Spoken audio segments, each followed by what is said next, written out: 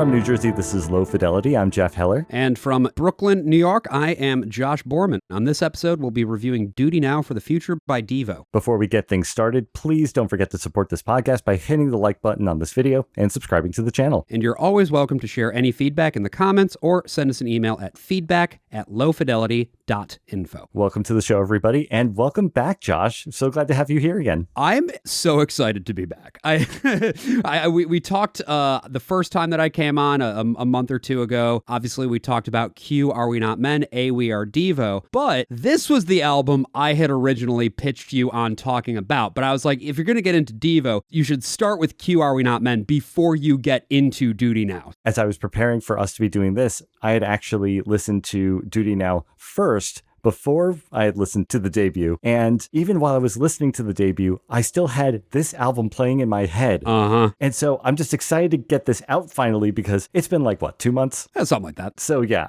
I'm very much excited for this review. But before we do that, I do want to mention, of course, that you are from another wonderful podcast called The Worst of All Possible Worlds. Do you want to tell me a little bit about the latest episode you have out about the movie The War Room? Sure, yeah, I can talk about that. I can also talk about the one that we are recording this weekend, which will be the newest episode by the time this episode that you are listening to right now has dropped. So I guess I'll just talk about both. As of when we are recording, the most recent episode was one about The War Room, which is a documentary that came out in 1993 about Bill Clinton's election campaign for president. It mostly focuses on George Stephanopoulos and James Carville, who were sort of the two guys who made it all happen. And that was just me and Brian, one of my other co-hosts. It was a fun one. You know, we just had a chance to dig into this really interesting little snapshot of what political campaigns were like at that specific moment in time before the rise of true 24/7 mass media changed everything. In terms of the most recent episode, as of when you are listening to this, it'll probably be our episode about The Last of Us Part 2, the video game. Oh, we interesting. are doing the episode about The Last of Us Part 2, of course, to coincide with the release of the second season of the HBO show, and we're doing this as a two-part. So it's going to be The Last of Us Part 2 Part 1, and then The Last of Us Part 2 Part 2. So we're very excited about that as well. Sure.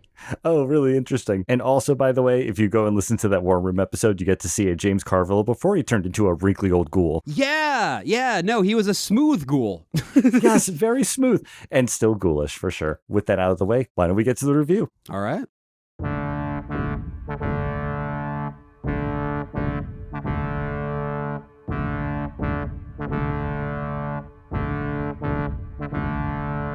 After the release of their debut album, Q, Are We Not Men? A, We Are DEVO in August 1978, DEVO spent the rest of the year touring in support of its release. With lyrics detailing humanity's de-evolution mixed with quirky punk instrumentation and dissonant electronic tones, the generally positive reviews earned the band a steadily growing notoriety, leading to their largest and most appreciative audience to date. An October pit stop in New York to play their manifesto song Jocko Homo and their cover of the Rolling Stones' Satisfaction on Saturday Night Live continued to ascend the band toward widespread rock stardom. Following the steady pace of their touring schedule, Mothersbaugh's Mark and Bob, Casale's Jerry and Bob, and Alan Myers took a break early the next year to record their follow-up album. Instead of pairing back up with Brian Eno as producer, that frail responsibility was handed to Ken Scott instead, who would set the pattern for DEVO to work with a different producer on each album, and once again commandeer the studio to bring their vision to tape. Duty Now for the Future is a 13-song collection that exhibits the band's progression toward a more electronic sound, foreshadowing the larger shift that would take place in popular music in the 1980s. By the way, I will say that SNL performance, fantastic. Phenomenal. Well, in my opinion, one of the best SNL musical performances ever.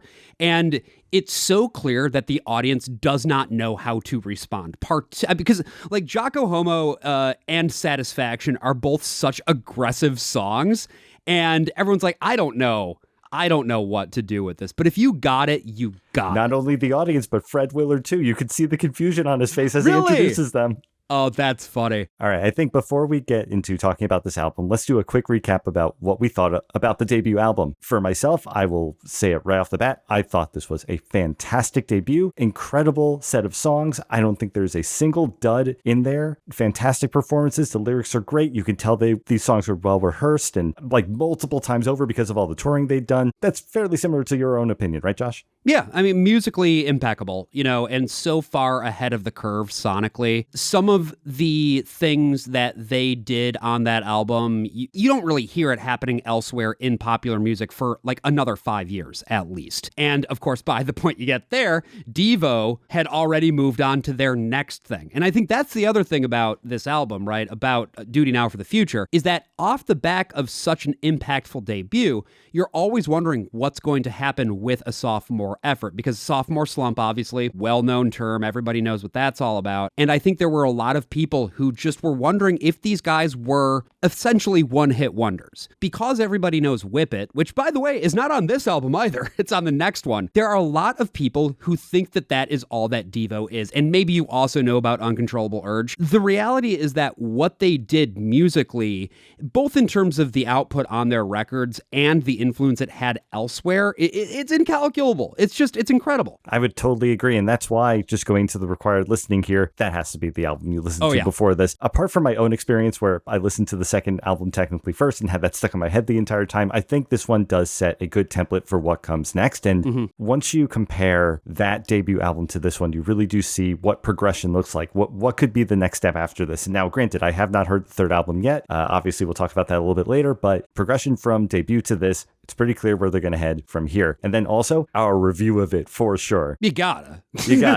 I do think we say some stuff there that really does help to prepare you for what you're going to hear in this album. And I've got one more, which is a little bit of a surprise. I always try to throw in something that either has relevance to the time or holds some kind of relevance or some relation to this album. And this one, not really any much relation, except for one little thing that I found interesting. The album is Marquee Moon by the band Television from 1977. And now for our listeners out there, you're probably wondering, like, what the heck are you doing? Like, the Dead Kennedys could be a more relative band than Television. Why this one? And I'm going to be honest with you. I think it has a lot to do with the presence of Mark and Bob Mothersbaugh on this album. It's like a double header. And it, to me, really feels a lot like Tom Verlaine and Richard Lloyd's partnership on Marquee Moon. Just like with DEVO, it has a lot of road-tested songs in it. Television, for those of you who do not know, basically were the CBGB's venue band. Like that was that place that's where they played all the time, and that's where Blondie and Talking Heads and all these new wave groups would go to listen to music and play there, of course. But Television was the house band, right? So interesting to see that vibe permeate the music that would become new wave, and certainly I think the second album from DEVO borrows a little bit from here as well. I think the other thing you, I guess, could listen to if you wanted was really anything by David Bowie from the early 70s,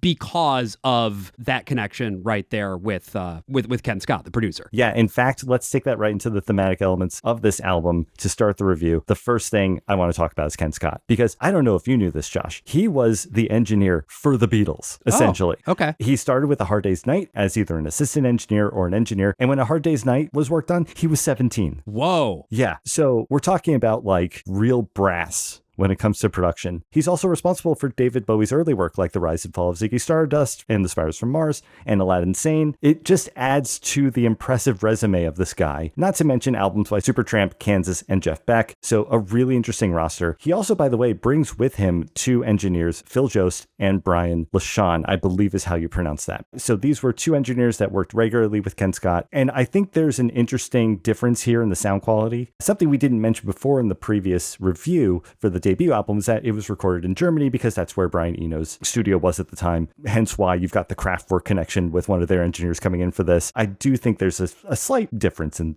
the sound quality of the album as a result. Kind of gives you some background as to why that is. The only other thing that I would say, I guess, about Ken Scott's body of work outside of this album is that it's sonically pretty different. You think about a song like Life on Mars, for instance. That's a very different kind of song from top to bottom. Yeah, very different, but I mean, it also shows how well he can work with highly ambitious music. Yeah. Okay, let's also just real quick reintroduce the band as well, because we briefly talked about it in the intro. If you've listened to the review of the debut, then this is not new information. We are going to have Mark Mothersbaugh, vocalist, keyboardist, and not really guitarist on this one. Certainly not as much as the debut, for sure. He's also going to have, I think, a couple songs where he's not the sole person on the track, but it could easily just be him on some of these. So there tend to be some Mark Mothersbaugh sole credit songs on here. Let's put it that way. And the reason that you're seeing less of him on the guitar is that he has more to do on the keys and sometimes the drum machine. Yeah, for sure. In addition to that, we have Jerry Casale. He's going to be on bass, also contribute some vocals. Bob Mothersbaugh going to be lead guitar, and Bob Casale is going to be on rhythm guitar, and that's Bob 1 and Bob 2 respectively. And of course, Alan Myers back again on drums. Although again, to that point of the drum machine, that's going to start to become a major point of conflict between Alan Myers and the rest of the band. Yeah, you can kind of tell it's going to become an issue, especially when, your whole setup has to change. Let's put it that way. Now, also, this review in general is going to be, I'd say, pretty quick. We'll see if I'm actually right about that, because we went through a lot of the lore in the previous album's review. Not enough need to rehash that here. You get the gist of where the band came from and how they get to this point. And also, let's not forget, this album was recorded in, I believe, January, February of 1979. This is coming after the album's release in August of 78, and they toured extensively after that. They have not had a break.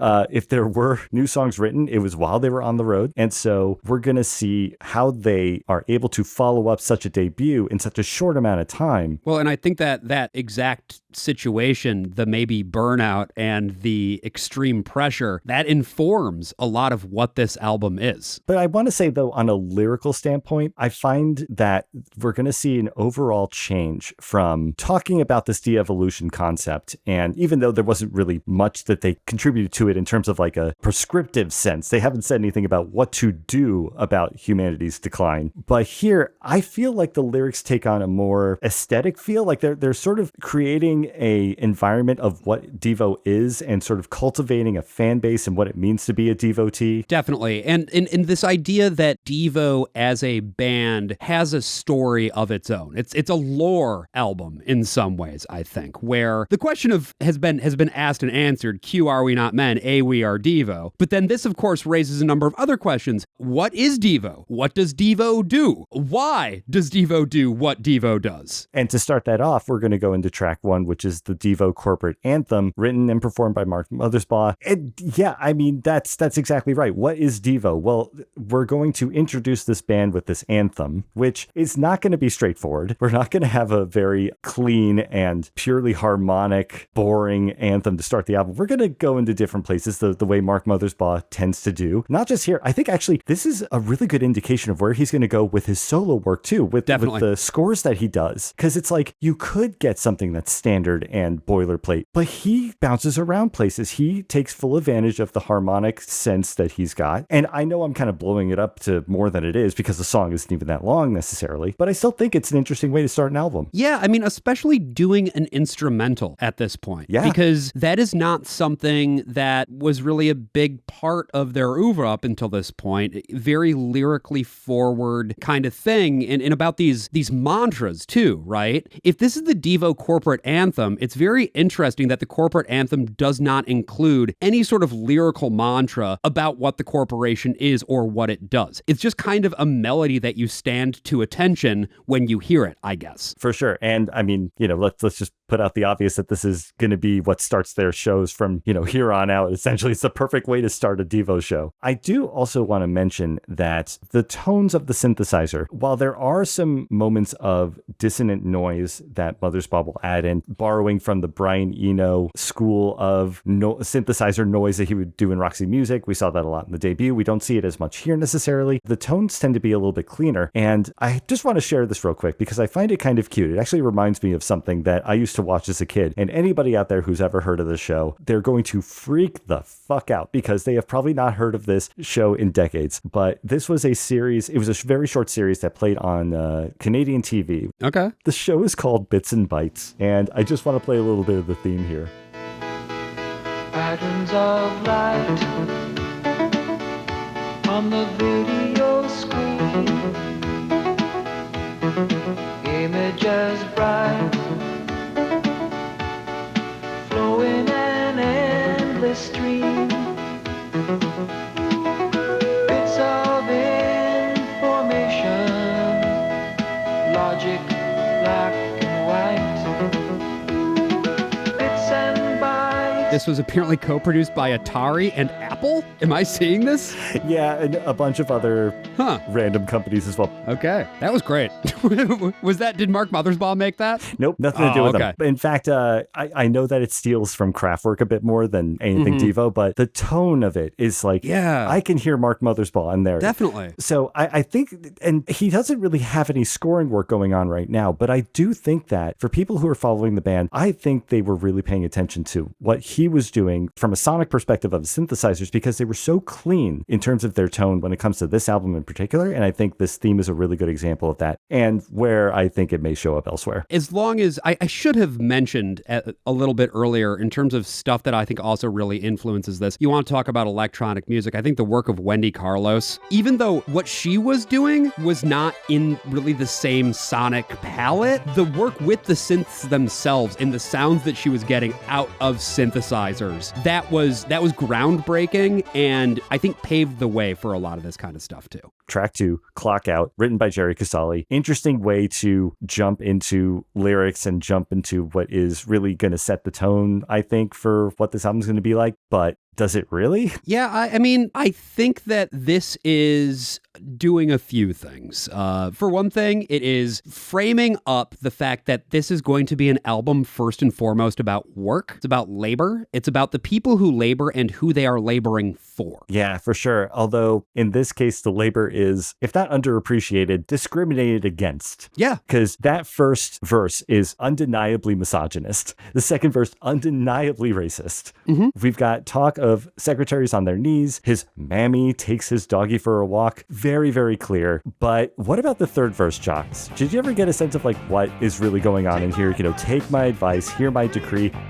Oh, I'm afraid the future's gonna be maintenance-free. The sense that I get is that this is talking about automation. I really think that that's what this is going for. Because I think that this is one of the big things that this album is interested in exploring, is the relationship between de-evolution and automation of labor. A maintenance-free future is one in which you no longer have to perform maintenance on anything because the robots are going to do it for you. That certainly makes sense when it gets to the next line, which is, I got the big brush for your bowl, right? Yeah. Giant conveyor belts and that sort of thing. It's the big brush. Yeah. And what happens as a result of that, of course, is that you get alienated from your labor, and it gives the people above you even more leverage to do atrocious things, such as the song puts it, get all the secretaries down on their knees. Look at them scoot, they're going to clock out. Because that's the thing, right? The secretaries are the ones who have to clock out. They have to clock in, they have to clock out. It's hourly labor, and as a result of extracting all of that surplus value, it's these head honchos who are getting away scot-free. This is actually why it doesn't surprise me that Jerry wrote this one, honestly. This does feel like a Jerry Casale song in terms of what the focus is. Yeah. But very different in that he sings it. And I'm going to be honest, of all the songs I've heard, I think this is the best one that he sings. Yeah, he sounds great on this track. His delivery is fantastic. I mean, he's like screaming the clock out. Yeah, I really like that. Yep. Really fantastic. And selling the concept very well. It's like that thing, you know, it's not just a straightforward concept. Devo's going to throw in something to make it more interesting and relative to the song. And I think in that case, Jerry does a really good job here. Now, musically, I think there's something interesting here. I mentioned television at the beginning. I'm going to bring up that part here. Clock Out has a very quick groove when it starts off, I would say. You expect bass snare. You don't really get that. It's sort of like more groovy than that. Alan Myers is subdued. He's a bit low in the mix.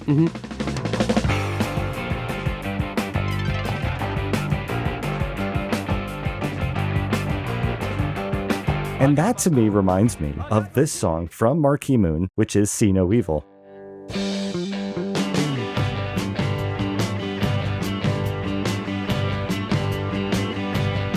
More toms. In fact, I don't even hear a bass pedal. So it's kind of the same thing here in Clock Out. The other thing that I found, obviously a much slower song than Clock Out, but if you speed it up, I think you can hear that similarity much clearer. The other thing too is that, listen to this part in the chorus.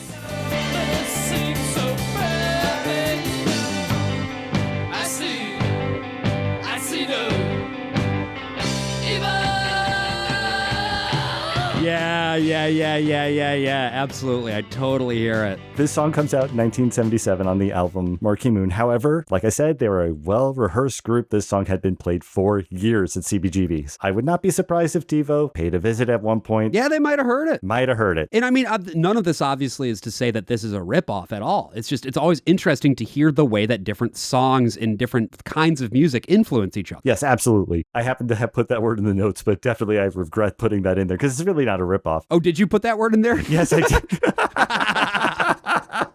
No, clearly this is more of an influence. By the way, I will say as well that I actually feel like this is a good indication of where we're going in the production as well, because I think the production's good. Yeah. No, I've really got nothing else to add. Like, no notes. This is really good recording. My favorite stuff in this song is the synth effects that sort of come after each repetition of the and it's just sort of this cacophony of synth. They're like, I don't know if you call that an arpeggio or what, but like this that sort of glistening, sound. I love that. I think that's awesome. I'm going to sound so smart if I get this right. I think it's called glissando. Oh, yes, glissando. You're exactly right. I remember that from my 10 years that I spent playing piano and remember none of it. It just came to me. This whole time I couldn't remember. Now it just came to me. So it's great timing. Speaking of timing, Josh, let's go to track 3. Okay. I'm assuming it's timing X and not timing 10. Yeah. Third song? Yeah. We're back to an instrumental? Yeah. Interesting choice. Yeah. Yeah, I actually really like this song, but it's not quite a song, I guess. It's more of an interlude, but I think it's really cool. I like the way that the toms kind of come into don't. It feels very propulsive, and I like the way that it takes us into the next track.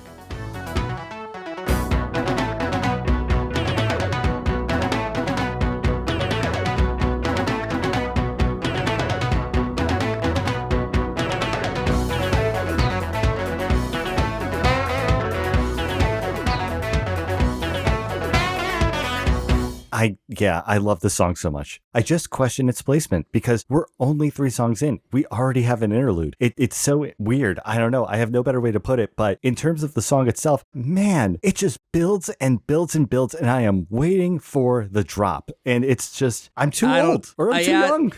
Maybe, I don't know. I disagree because I think that the drop is the beginning of Wiggly World. I think that you kind of have these two next to each other for that exact reason. Like if you go straight from Clock Out to Wiggly World without the interlude, it's a change of gears that doesn't feel quite right. Whereas this is like a build. And then the way that Wiggly World kicks off is so intense so quickly that I think that it's timing X that brings you sort of through that journey, if that makes sense. That's a fantastic point because you're absolutely right. Thinking about how Wiggly World starts, it's like you said, it's like a hammer hitting glass. It's just immediate. The fact that they leave a little bit of space after timing X, it just rolls right into this perfectly. So yeah, it definitely like best transition on the album right there because it's just strategically done and it works so well. So let's go into Wiggly World then. We're back to lyrics. We're back to a full song production. I'm assuming that this is one of the songs that they were playing on tour for a while and then put onto an album just because we have here the devolutionary oath that's within Devo lore. It's the wear gaudy colors or avoid display, lay a million eggs or give birth to one. And based off of lines from the Jocko Homo Heavenbound writing that we talked about in the previous review, this feels very familiar in a lyrical sense. We're not really talking about de-evolution here, at least from what I can tell. In fact, I'm having a really hard time understanding what we're talking about in the song. Yeah, it's obviously you got your spuds. That's important. That's a big important part of Devo. And we the love first spuds. mention, isn't that the first mention of spud in any Devo song? I think it is. That may well be. I think that musically, in a lot of ways, this actually sounds like it could have been almost an outtake from Q Are We Not Men? It's the one that feels out of place on this album. Let's put it that way. And I don't hate this song, and I do like some of it. I like the parts where they yell stuff. Yeah. But I don't know. For me, this is one that has never quite cohered for me. Mm-hmm. Now, I think I can understand why. It's interesting we say this, right? Because I think there are trademarks of a quintessential early Devo song here. The reference to science quackery is certainly number one. Everybody gets a turn singing something or saying something. It's nearly straight up and down. Everybody's saying something here. Right. It's nearly straight up and down. Oh, no. My favorite is that everybody's like, it's nearly straight up and down. Like they're all playing very straight edge. And then here comes Mark Brothers Ball. It's nearly straight up and down. Down. Yeah. It's never straight up and down. It's never straight up and down. It's never straight up and down. It's never straight up and down. Oh. And he hits that D so hard. It's so good. Fantastic. I will say this. The thing that drives me nuts in the song is the wiggle. Are you talking about the that? No, the Oh, the yeah, that noise. Oh, I like that noise. Oh, it gets on my nerves a little bit. I'll be honest. I think it's also because it's like played at a particular frequency that like drills into my brain, so that might have something to do with it. Oh, sure. Your mileage may vary. Let's put it that way, folks. I'm not sure what to call this. If this was intentional or like an error, and I'm going to assume it's an error because it shows up later in the album 3 times. It seems like a mistake, and it's where you hear Mark singing, "Oh, you got a nickel, I got a dime." But what happens is the panning goes weird on Mark, and you hear him in both, for a split second in one ear and then the other, and it made me think he said, "You got an echo, I've got a dime," and I'm like, oh, that's genius, because echo, you're hearing it in more than one place, like that's really cool. But then I hear that same kind of mistake happening again, and I don't know if that's a production mistake. I haven't listened to the vinyl. I'm only listening to this on streaming services, so it's possible that this is just a one-off, but I thought that was actually really clever the first time I heard it, and really only something you notice on headphones, so listen to that if you give it a shot. But apart from that, yeah, I do think this is a nice return to what we're used to. I just think lyrically, we're kind of again getting into loose territory, not really anything to grab from this necessarily. Well, the world is wiggly, you see. Yeah, that's Jeff. You have to understand just how wiggly this world is. I guess I just don't understand how wiggly it is, or at least if it's wiggly, it's at a frequency which drives me freaking insane. So the next song on this album is a song about, well, Charlie Brown, I suppose, as he is often known, the Peanuts character. You blockhead! It's a song called Blockhead. It really does sound like this was like a Q Are We Not Men B-side. Yeah. Because this would fit so perfectly with that set of songs, except for the fact that I think every song on that album has a certain high energy. And this one sort of doesn't. It's slower. It's one of the slower Devo songs, but there's like an intensity in here with the musicality that I actually love. I think this song is engineered to perfection. Absolutely genius way that they had the bass soothing out the low end, and you've got this instrumentation that leaves space for Mark's vocal and very nerdy. Oh, sorry, not Mark's vocal here. It's Jerry's vocal. The nerdy synths are in there in the background. Bob's guitar solo is beautifully recorded. Absolutely fantastic song. I think this is close to my favorite on the album. And then also, I think lyrically, this is following a trend of the band taking slurs and redefining them or repurposing them. Because what was in that previous album? We had pinheads, we had mongoloids. Here we have blockheads. Sure. I just get the feeling that these are terms that the band themselves have heard thrown at them up to this point. That may well be. I mean, when I hear this, there's a couple things that I think are interesting. The first thing is the way that the timing changes. We start out with, it's 6/8, I suppose.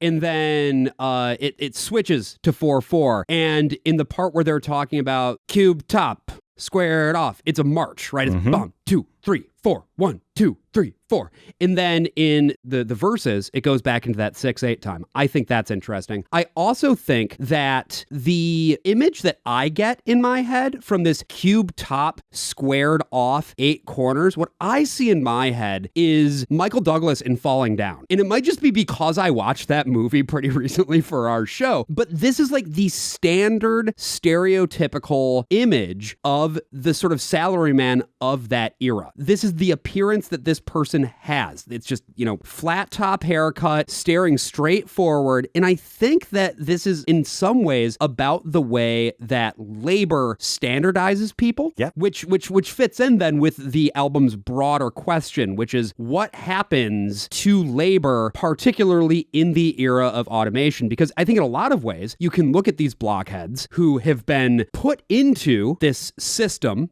of industrial production, and they fit in there as component parts. They fit very squarely and very evenly. But the question around this time, as we get into the late 70s, right, and go into the early 80s, is what is the future of labor going to be? We've seen deindustrialization already start to occur, and it is just a shadow of what is about to come. Never tips over, stands up on his own. He is a blockhead, thinking not for wrong. He comes well prepared,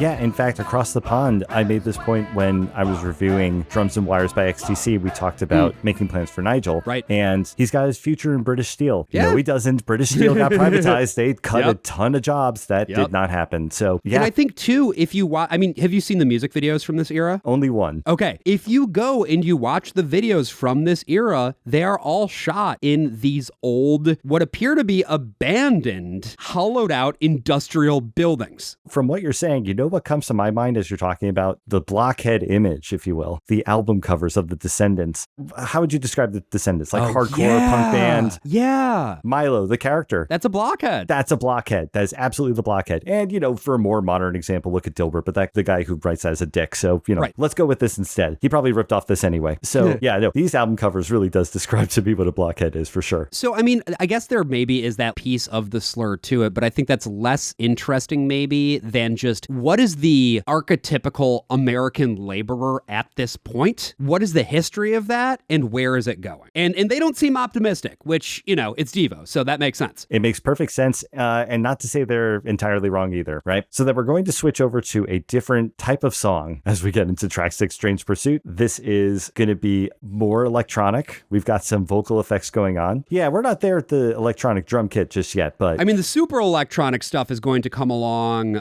Shout is I entirely electronic drums. All right, so Alan Myers still has not reached his peak of anger just yet at the rest of the No, band. not quite yet. Shout is the one that's put him over the edge, and after that, he was out. But I would say about this album, I titled this note Pepe La Uh-Oh because this guy is infatuated with this girl. She's actively running away from him. Unlike in the vast majority of songs at this time, I don't think the hopeless chase is viewed very positively here, which it's very progressive coming from DEVO, actually. The fact that it's like, no, the Pepe Le Pew character, even in, taking the like one of the most well-known examples of this, it's not a great role model. Yeah, no, I would say this is sort of the secondary big thesis of this album is that men are really creepy a lot of the time. Oh, for sure. We're going to get a big example of that later, for sure.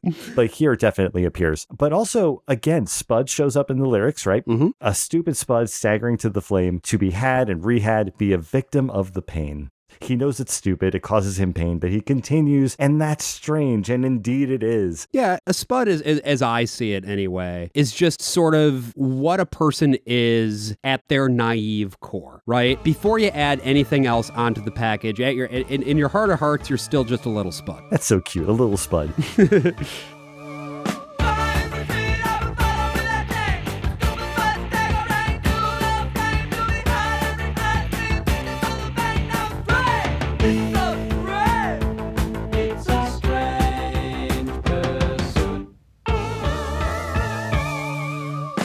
So in the music of this as well, there is that glitch I was talking about earlier that I thought was really cute, but now it happens like 3 times, and it's when he says fly and retreat, there's like a weird panning issue. Yeah, I mention it just because it's like if you hear it and you think, oh, that's weird that it's there. I say, yeah, it is weird that it's there. I agree with you for sure. But I think that's really it. I still think it's rather brave and progressive for them to take a negative viewpoint of this behavior. I mean, particularly when you compare it to what the contemporary stuff is around this same time, right? Yeah. I mean, there are so many songs, like rock songs from around this era that are like, you're 16 years old and you're so hot and I can't wait to have sex with you. And it's like, what are we doing here, dude? Yeah, for sure. Oh, well, I was writing from the perspective of a 17-year-old and it's like, okay, you're in your 30s. Can you please explain that again?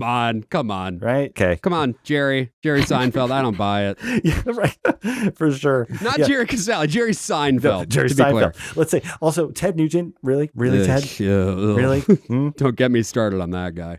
All right, so we're going to get to track 7, which is Swelling Itching Brain, the last song of this side of the album. I gotta say, this song got stuck in my head because of how odd the progression is melodically here, but also the sinister mood that is cultivated with these spikes of high-toned synths, but mixed in the smooth bed of bass, and it's just so unnerving. I love this song. When we had first talked about reviewing Duty Now, I said that this to me is probably their most interesting album in terms of the different things that they are trying to do and trying to accomplish. For me, this is one of the most accurate sonic portrayals of having an anxiety attack that I have ever heard. And that's why it just works. I speaking as somebody who does not have the healthiest brain in the world, right? One of the ways that I sometimes am able to find release is by listening to music. And I actually have an entire playlist. It's called Songs That Give Me That Feeling. And when I am experiencing that really freaked out sensation, oftentimes it is nice to listen to music that is also doing that because it gives me a context musically to place my emotions in. And much easier way to process it and Absolutely. then sort of find your way through it, right? Yes. And everything about it, right at the beginning, the way that synthesizer line kind of works, that little high-pitched noise did you find that as annoying as the sound in Wiggly World, by the way? No, but I think it's a frequency issue and more not so much a tone issue, you know? Yeah. It just feels cathartic. Yeah, it does. And actually, I can't say that I have the same situation going on in my own brain, but what I love about the song is that I can absolutely relate. It's the itching, right? The fact that he uses the word itching, that really stood out to me because... Swelling, itching brain. Yeah, I mean, what is worse than an itch you can't scratch? The thing that makes it work so well is the repetition. Yeah. Because, again, that's what it feels like. Just to give an example from my own life, I have had times where I have gone for a half hour, 45 minutes at a time, not being able to do anything other than repeat one phrase over and over and over and over again. And that's exactly what this song does. It obviously got a swelling, itching brain. That's the big thing that is like every other line, basically. Because yes, of course, it's like, this is what I'm feeling. God, maybe if I give you another description of how it feels, I will be able to help you understand the feeling. But then we also hear about its effects. The waves of nauseous pain, the gotta get out of here feeling, the eyes, ears, nose, and mouth, like just trying in any way, shape, or form to make it go away and not being able to do it. I think this song is extraordinary. Got a nervous kind of feeling. Got a painful yellow headache. Every picture in every magazine's turned real. Every face looks out and screams at me too real. And a very interesting way to end the side of an album because it's this uneasy feeling. And now we have to flip the album. Yeah. So with that said, we're going to go into an intermission. Josh, since you've already seen the music videos from this short film, I'd be curious to know if you would like to see all the other stuff. Sure. Because I happen to get a copy of it. So folks, what we're going to do is we're going to take a quick intermission here to watch a throwback, if you will. Something that relates more so to the, I technically relates to this album as well because of Secret Agent Man appears on this, of course. Let's dive back into what the de-evolution concept was like and we'll get our takes on it after this thing finishes. Okay, so before we take a quick break to watch this short film, if you like this episode so far, like the video, hit subscribe. You gotta. Hit the bell. You gotta. Smash that button. There you go. All right, let's get to this video. Dad. Is it a surprise? Yes, Boogie. In the past, this information has been suppressed, but now it can be told. Every man, woman, and mutant on this planet shall know the truth about de-evolution. Oh, Dad, we're all DEVO. All right, that was In the Beginning Was the End, featuring R.L. Mothersbaugh, the father of Mark and Bob and Jim Mothersbaugh as General Boy, and Jim Mothersbaugh on drums. This is before Alan Myers would show up and before Bob Casale joined the band. But as you saw in the beginning, the cityscapes, the environment, the emphasis on labor, absolutely in this case. It really is crazy just how much Alan Myers transformed the DEVO sound. And frankly, a lot of it just has to do with going faster. Yes, for sure. Not only that, but did you catch the beginning sounds of Smart Patrol? Yeah. Right? But slowed down. Secret Agent Man slowed down. Jocko Homo slowed down. Absolutely. I think Alan Myers is a huge contributor to them having a punk aesthetic to them, really. Because I think you could have said that they were more like your, I would say bog standard rock band, but it was very bluesy. Yeah, and they definitely have something to offer here that is unusual for the time. Like when you watch this, it absolutely absolutely compels you, but I don't enjoy listening to this in the same way that I enjoy listening to the album versions. Oh, that's interesting, because we're going to talk about the song later, but I actually think I prefer this version of Secret Agent Man better than the album version. Yes, I do think so. I think there's just it's the bluesy thing. Like, I enjoy it as a blues song more than as the sped up version that it becomes on this album, but we'll get to that detail later. Rhythmically, there is some cool stuff, but yeah, we'll get back to that in a bit. Absolutely. I just wanted to show you that because I found it so fascinating. The stuff that surrounded the music videos that, tried to pull this thing into a cohesive story. I can't tell you the symbolism of Boogie Boy being stabbed at the end, or no, and some of it's a little racist and that certainly is. There's a little bit of misogyny in the beginning too, but that it is what it is for the time, for sure. But let's go back into the album. We're going to take it to track 8, and oh boy, what a great way to come back into the album with Triumph of the Will. Josh, would you like to say something about the historical relevance of the title? Oh, just that it's one of probably the best fascist propaganda film ever made. Best in quotes, right? Like in terms of just its a net effect, I guess. Maybe I should say most prominent. Certainly most culturally successful and relevant fascist work of propaganda, I would say. No, I have watched Triumph of the Will. It fucking sucks. It's terrible. But like just it's boring and it's bad, but it's also visually striking. Yeah. And it's one of those things where you have this strong aesthetic approach coupled with just an absolute lack of artistic anything. It's a very, very strange piece of media. Yeah, very surface level, which is kind of the point. Yeah, it's facile, right? It's facile and it's fascist. Yes, yeah, that's a good way to describe it. And I guess it does not help that the band critics were calling them fascists. Oh. I don't know if that has any relevance to the fact that this was used as the title of a song and that's where they got the idea in the first place. But I will just say that before we get into that whole deal, I just want to focus on the lyrics here, because as much as I'm not a fan of the title being used for this song, Mark is undeniably right. Unfortunately, because is this not an incel anthem? Oh, yeah. Like, this is clear as day. Just, it says everything about what has become relevant in the last couple of years. Yes. Which is, I can't say it's entirely surprising, because this isn't the first time I heard about this. I'll bring up XTC once again, because Alan Partridge is a genius, but the song Leisure from the album English Settlement essentially covers this, where you have people who are obsessed with games on a TV screen, predicting the obsession with video games later. That was in that song. But like, what do you do when you've got a populace that isn't busying themselves with work, when automation is taking over, falling into all sorts of mental anguish? And in the case of the teens growing up at this time and thinking that a woman deserves to be with them, that there's no need to earn that respect, that it just is given to them. Well, and this is the sort of thing that might give you a swelly itching brain too, right? Like if you become so hung up on this idea, that you have to, I mean, it really is remarkable. The lyric, I'm not a wanker or a banker. I'm not afraid to take a risk. It is the thing females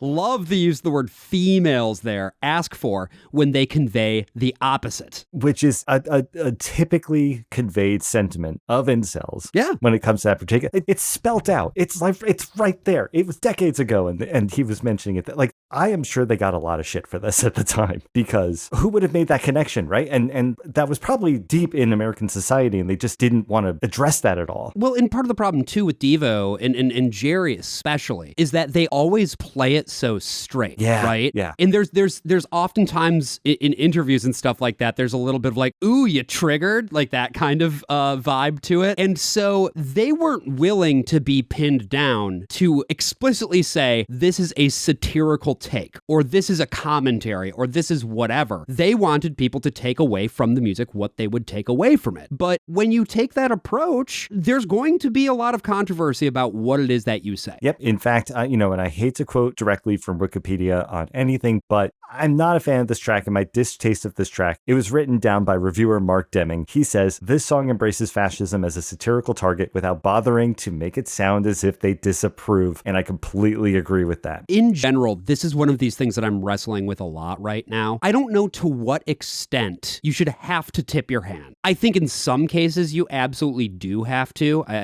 but I also wonder how effective this kind of satire even is. It's very difficult for me to come down on one side or the other about it. What I do think is that when you are too didactic about your approach, or too didactic in your approach to criticism, and you say, well, this thing said this, therefore therefore it thinks this. I think that's becoming increasingly a problem with cultural criticism these days. And there's this sort of, I don't know if you want to call it puritanical sort of tendency. I think it gets in the way of critical engagement and really wrestling with a piece of art. But at the same time, if if something plays it so straight that you don't really know what it's trying to say, of what utility is that? I can see both sides of it is basically what I'm trying to say here. It's essentially what I was saying in the last review as well, where it was like, I'm not interested in being the police of artists because as an artist myself, whatever is on our mind, we say it the way we want to, and we leave it up to the audience to interpret it. But just like with freedom of speech, there's that little asterisk on it that says, but you also need to be responsible for what it is that you say. Right. And I think that there are a lot of artists who use, well, it's the art that I've made as an excuse for taking responsibility for the rhetoric that their art implies. Because I do think that those two things are tied together, art and rhetoric, which is something that not everybody agrees with. But I do. I agree with me.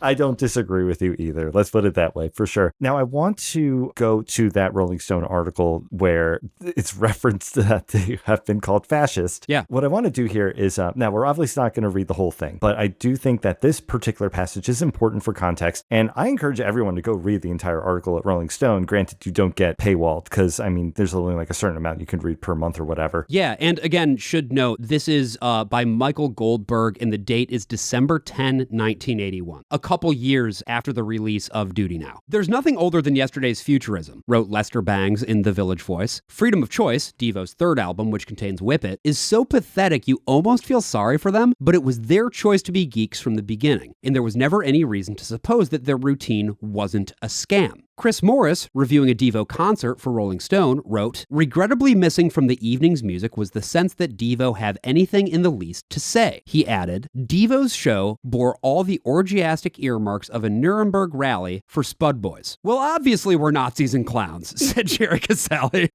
Good one, Jer. They're all right, all those people. They're all right on it. We're assholes. Everything they accuse us of is true. We're subhuman idiots who threaten them. After taking a deep breath, he continued, really, on the largest level, who cares? It seems that Mothersbaugh does, for one. There are people who buy or don't buy records because of the critics, he said, his resentment obvious. They call us fascists because we represent something scary to them. It's like all these me generation people whose politics are, I want to take as many drugs and consume as much energy and own 2 condos and big recreational vehicles and take up as much space for myself as I can. They don't want to be concerned about how they relate to other people on the planet and their responsibility to other people on the planet. Those kinds of people are upset by Devo politics, because if there's a politic behind what we do, it's people being aware of their responsibility to other people. And I think those two quotes right there from Jerry and Mark sum up what Devo is. And the duality exactly, between them. Exactly, because though even on this album, some of these songs are clearly Jerry songs and some of them are clearly Mark songs. And Jerry's going to be the one to go, oh, it's satire, it's totally okay. Right. And Mark's the one to be like, no, let's be sincere about this and let's address these things. And we'll add some dynamic words here and there to catch attention, whatever, but let's at least be clear with what we're trying to say, which is so strange considering that he's using Triumph of the Will as a title for a song about involuntary celibacy. Right. Like you said, yeah, it absolutely is what this band is about and the two sides of it. Just a really fascinating article. And I absolutely recommend people go check this out because I wouldn't be surprised if this planted the idea of Nazism in reviewers' heads when they look at this band. Let's put it that way. For sure. All right, well, we're going to lighten things up maybe a little bit with the, dare we say, the comeback Johnny of this album, which is The Day My Baby Gave Me a Surprise. Not just in lyrical content, which we'll get into, but also in tone. Like, this is a little bit more upbeat in a way. Yeah. I mean, this one, I'm curious to hear what your take is on this song, like what you think it's actually about. Because what I hear is this is somebody who has a partner who has been traumatized by some sort of an event, and that event has left her more or less comatose and bedridden for a very long period of time. And now, for some reason, she has been able to start getting over that trauma and is at least hoping to get up and reintegrate into society. That's essentially it. Yeah, because I know that the popular theory out there, and I've read this in multiple places, is that it's the sequel to Comeback back Johnny, which makes zero sense to me, honestly, because it's No, Johnny's dead. He got Johnny's hit dead by a car. It's pretty clear he's dead. Maybe well, did they think he's dead, or he was in a coma in the hospital and now he's just woken up and all that? And it's like, okay, but gonna get up from this cold white bed and leave the cold white room, and he says wahoo. Right. He's the one saying wahoo. Yeah, To that's what her, his baby is going to be doing. She Yes. is going to be getting out of bed. That's the surprise. She is out of bed. She's okay. She can see him. Apart from that, there apparently is an explanation of the lyrics in the Andy Zach's written liner notes of the 2000 compilation album, Pioneers Who Got Scalped, the anthology. I could not get access to them. Anybody listening to this episode, if you happen to be a spud, you happen to have this anthology, please put it in the comments what Andy Zach says about this. I'm really curious to know what his interpretation is. And if I could add something in addition, and this is a side note, totally off topic, but the anthology title, right? Pioneers Who Got Scalped, it's apt because apparently Rhino Records, acquired by Warner's brother, the band's label, had the ability to put out compilations. This is part of the contract. They had the ability to put out compilations of the band's music without their input. I mean, I feel like there's a lot of Rhino compilations like that. So that must have been a common situation at Warner. Yep. But that also kind of explains why there are actual Rhino Records employees on the back cover throwing tomahawks at the band members. Okay. I couldn't verify that last point, but that's been cited in a few places, so I'm going to assume that's true, and if so, that's rather hilarious that it's so on the nose like that. What else is there to say about this, though, in terms of, like, musicality? I think it's pretty straightforward. Yeah, for me, this one just kind of sits there, honestly. The thing that sticks in your head afterward is the Yeah. But it doesn't, it's one of those where, and there's a few of these, it just doesn't quite go anywhere. I feel like I've said that before, but that's just how I feel about this song. It's weird too, because even though this is a seemingly optimistic set of lyrics, it's in a minor. Yeah. And it doesn't sound like a happy song, does it? It really doesn't. And that's a good point to bring up because there are plenty of major key songs that are about negative, negative meanings or negative actions or occurrences. But here it's the reverse. We've got minor keys. What should be a happy song. One potential interpretation that you could take away is that this is actually a situation where the narrator has kind of started to move on with his life already. And now he's getting pulled back into a situation with somebody who he's kind of severed himself from emotionally. Yep. Yeah. Yep. And so is the wahoo, is it endearing or is it sarcastic? Not sarcastic. Right. Or is it ironic or is Well, it... I mean, is it a cry, right? Yeah. It doesn't sound like a wahoo of excitement. No, it's more like a wahoo. Yeah, woo, okay, woo. Let's go take a look at the music video and see if it tells us anything about what the song might be about. Oh, okay, good. I'm sure it will be very illuminating. Jump with the joy of a grateful boy. The day my baby gave me a surprise.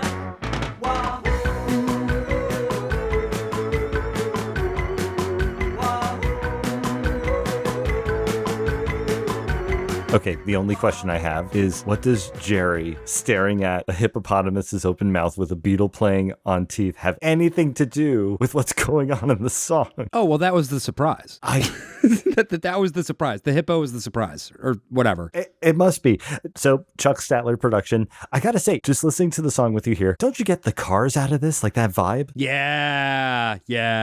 That's so, I mean, yeah. And I'm probably running at the same time in this kind of sound as DEVO, I believe, as well. Mm-hmm. I can't say I was helped whatsoever by that music video. No, it was funny, though, when they launched the baby and it landed in the swimming pool. I like that. green That was a screen, good gag. Or the blue screen at that time, probably. The blue screen of the baby. Hilarious. Very funny. And throwing the doll into the pool and then quick cut over to a baby. Come on, great. Also fun just to see them in the jumpsuits from the Duty Now era. Those are really, really cool. Yeah, for sure. And at this point, like so steeped in an aesthetic already, in a visual identity, a brand identity. And also, and this is something that would continue to be the case, of course, different looks for different eras, right? Like if you go and you look at the Q Are We Not Men era, that of course is the yellow jumpsuits, right? And then we move on to Duty Now and it's the white ones. And then when you move on to Freedom of Choice, you know, the sort of like, it's on the cover there where they're wearing the energy domes. It's like every single time they put out a new album, they reinvented their visual identity. And I think that's really interesting. Yeah, it really is interesting. It makes sense to look at the album's theme as a whole in relation to the first album, because the first one, we were talking about how different types of situations can throw anxiety and paranoia and all the things related to human de-evolution, like that it leads to human de-evolution, or that's like the consequence of it. And here we're more so looking at like snippets of individuals within that framework, Right. and being specific about it, and point by point, this type of person, or this type of scenario in the case of this song. And so seeing a visual aesthetic kind of match that, and how they make that translation is rather interesting to me as well. We're talking about music videos. Obviously, this is before MTV. This is we're talking about like the genesis of the music video here, and what they had to do to get a point across. And the thing they decided to do is not address the lyrics basically at all. And I mean, they just wanted to kind of make something funny and silly and goofy looking. Previously, we had watched the Jocko Homo video, which I think does have a lot more to do with the subject matter, right? It's like, here's Mark up there giving a lecture to what I guess are medical students, ?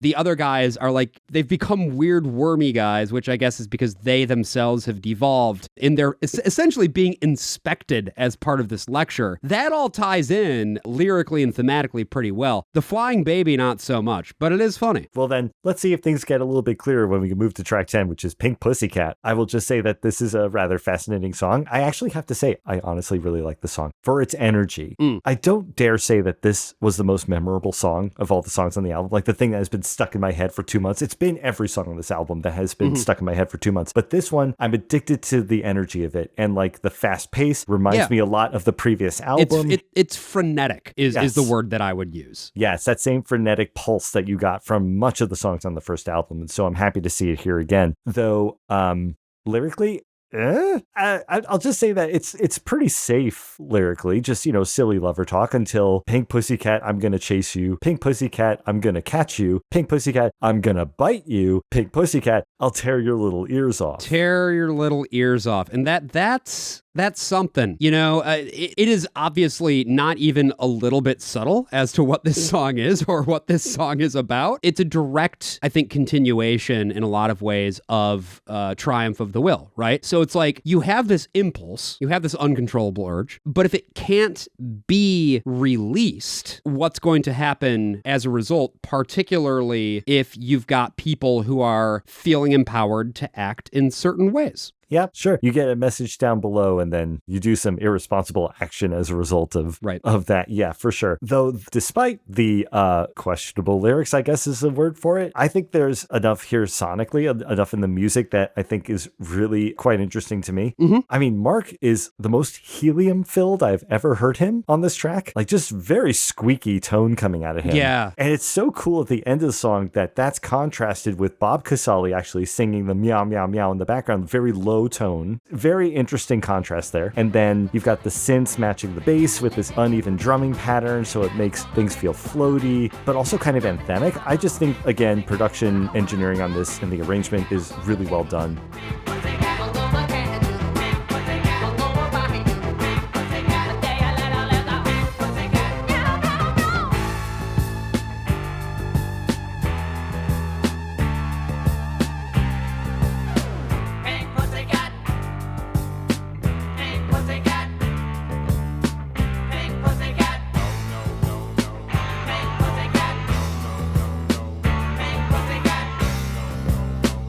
The thing that I think is strange is that this song doesn't go into Smart Patrol.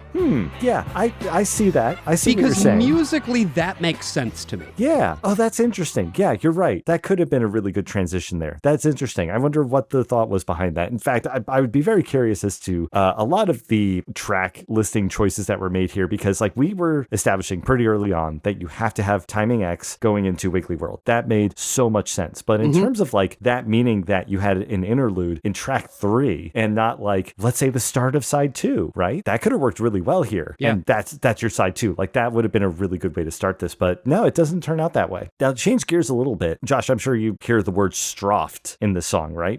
Do I? Stroft? Yeah, that's why you hear Marco, I'm so stroft.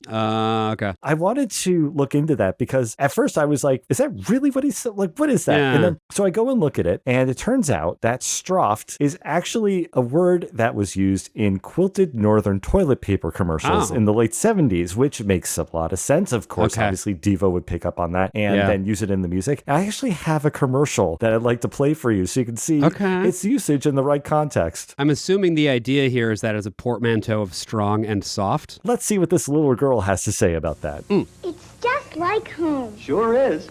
We've got all the comforts. even straw. Mm-hmm. Northern bathroom tissue. Because soft is specially soft. Is it strong too? You betcha.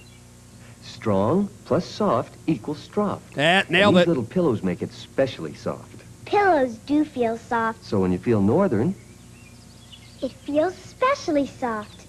northern bathroom tissue, you'll feel it too. The special softness of straw. Okay. It's cute. Nothing more to say about that. I thought that was adorable. And it was something that they used repeatedly. It wasn't just that commercial. It would be like a thing. Like that was their identity. I think up until Quilted Northern got bought out somewhere along the line and whatnot, or maybe, changed ad agencies, but you get the idea. Sure. Like I was saying, I think the next song is not what you would expect it to be musically. Like you're thinking it's going to go in one direction and then it goes into a different direction entirely, which is a cover of what was originally a TV theme song, Secret Agent Man. Now, that's interesting you say it's a cover of a TV theme, because the way that I see the cover conversation done is that it's a cover of Johnny Rivers' Secret Agent Man. Lyrically, yes, the verses are certainly set up the same way as Johnny Rivers' song. The chorus has that line after saying Secret Agent Man, same thing as the chorus here. But that's it. Like the song title and the lyrics, that's where it's a cover. The music, you're absolutely right. It's a cover of Peter Gunn from Henry Mancini. Right. So I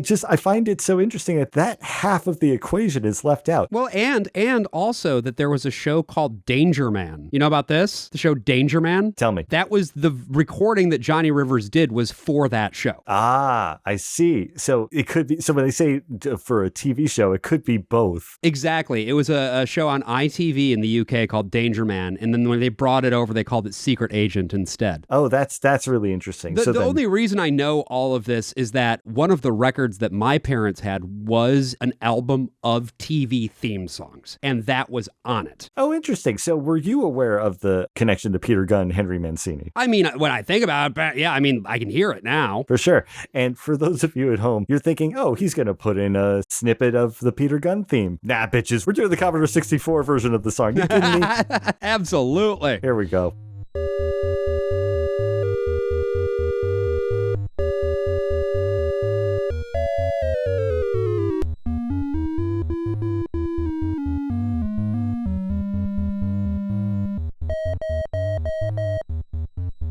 Spy Hunter, baby. This was my childhood. That rules. And you hear it, right? It's that underlying groove. Well, and also the Peter Gunn motif, I think, in the version off of the video that we watched earlier, it's even clearer. Like, it's so much more obvious that that's what underpins it in the DEVO version. Yeah. Whereas I think that the version on the album is a bit different. It's certainly more upbeat. It's closer to the pace of the Peter Gunn theme. It loses something. It does. Yeah, I could see that. It's interesting to me that this song is so old in their catalog, but shows up here on this album and not on the prior. Though I think, and I guess that's why it feels so weird to be sped up on the album here. When you listen to Peter Gunn or you listen to Secret Agent Man, they're not this quick. But I think it also makes sense that DEVO speeded up to do their own version, because that's kind of similar to what they did with Satisfaction in a way. Right. So that makes sense from the perspective here. Although I'm curious about how they throw in this Christianity aspect to the lyrics. Yeah, thanking God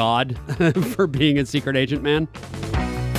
But every night and day, I salute the flag and say, thank you, Jesus, 'cause I'm a secret agent man. Secret agent man. Secret agent man. They've given me a number, but they've taken away my name. Well, I mean, I think if you want to be very sort of straightforward about it, I think it's about the connection between Christianity, American Christianity, and the intelligence state. Like, It's a very well-known fact that whether you're talking about the CIA, the NSA, the FBI, whatever, they're recruiting from churches. The Church of Jesus Christ of Latter-day Saints in particular, but a lot of other churches as well, because there is something about being in the church that gives you, I don't know if it's just an intuition or what. I mean, certainly it's your willingness to fall in line, fall in order, go along with what is being asked of you. But there also seems to be a cultural connection there. I mean, do the boys of DEVO know this? I have a certain suspicion that they're very intimately familiar with this kind of thing, if not proven. Must be. They must be. I refuse to accept any other explanation. I don't know if any of, their parents were maybe intelligence assets, or if like they knew people who were, but it just doesn't really make sense any other way. In a way, look at Praying Hands on the debut. Yeah. They're somewhat familiar about subservience in the name of religion, for sure. Right. Also, another thing to point up is it's Secret Agent Man. So much of what this album is also about is gender, which is a thing that I have not brought up yet, but I think it's important. That what masculinity means at this point in time is a number of very specific things. And masculinity, I think, is also at this point being perceived as being a little bit under threat, actually.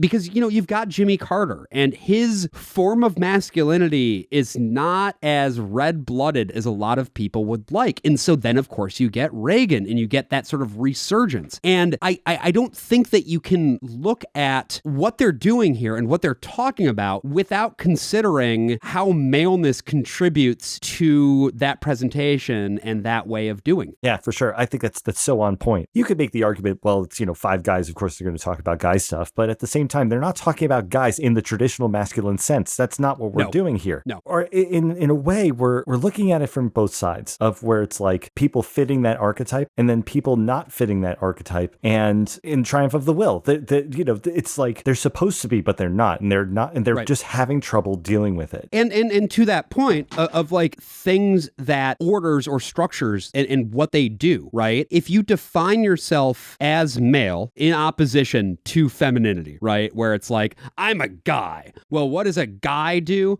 A guy has to get it. A guy has to go out there and, get that piece of pie. Breadwinner.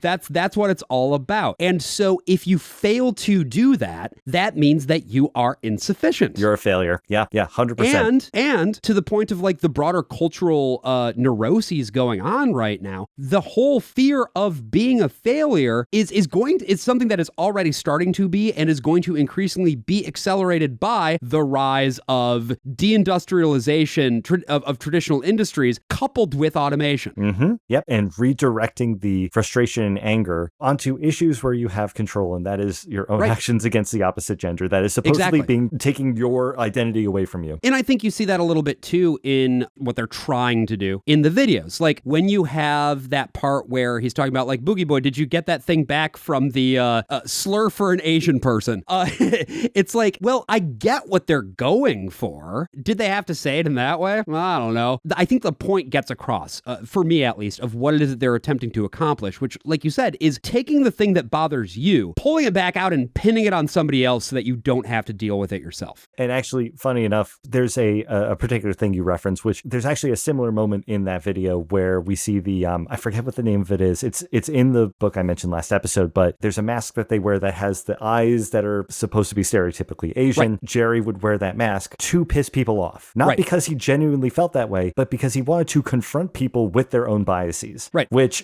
is very Jerry. Well, exactly. Because then the problem is you just look racist. You just look racist. Like, what are you?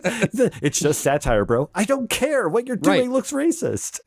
So yes, I do think that's a very big element here. And in multiple parts of the album, I would almost argue that there may be a strong conceptual link between the songs here than there is on the first album, because I think that there is like a way that you can tie them in this broad sense of like paranoia, alienation, etc. But here, especially when you bring up the gender conversation, there are direct pinpoints to things here that could actually say that. Maybe like, Baby Gave Me a Surprise. It's like the thing can leave off, or like Timing X because it's the instrumental. But like for the most part, we are talking about men handling things. Well, I mean, even going back to My Baby Gave Me a Surprise, right? If we take the interpretation that it's about somebody who's institutionalized fictionalized partner has gotten better, but they've already moved on, that is yet another thing that is going to upset the balance of what it means to be sort of the man in control, right? Because now the control that you have over the circumstances in your life has once again been upended by somebody who you thought was never going to get better. Well, then let's go take a look at what the next song does to add to this overall concept, and that is going to be Smart Patrol, Mr. DNA. And Josh, I just want to say something real quick. When we initially had talked about doing the recordings, I had said that Secret Agent Man was actually like quickly my favorite because of the references. Yeah, no, this song, hands down, best of the album. It is the best of the album. It's one of the best songs Devo has ever made. Clear cut. It's so